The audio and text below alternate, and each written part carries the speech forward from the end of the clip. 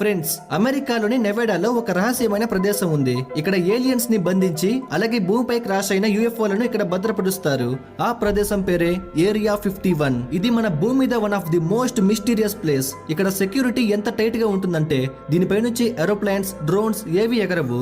ఈ చుట్టుపక్కల కొన్ని కిలోమీటర్స్ రీజియన్ లో కూడా ఎవ్వరూ కనిపించకూడదు. ఇక్కడ ఏలియన్స్ తో కాంటాక్ట్ అవి వారిపై రీసెర్చ్ చేస్తూ ఉంటారని చెప్తుంటారు.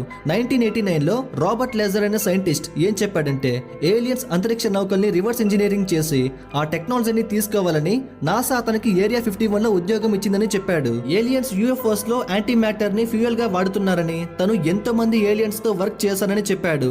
1947 మెక్సికోలోని రోస్వెల్ లో క్రాష్ అయిన యూఎఫ్ఓ ని తను అక్కడ చూశానని చెప్పాడు. కానీ అమెరికన్ గవర్నమెంట్ అదొక ఎయిర్ బెలూన్ అని ప్రపంచానికి చెప్పింది. నిజంగా ఏరియా 51 లో ఏలియన్స్ గురించి రీసెర్చ్ జరుగుతుందా? ఎందుకని అమెరికా ఈ ఏరియా 51 ని ఇంత హైడ్ గా అన్వాంటెడ్ గా ఉంచుతుంది?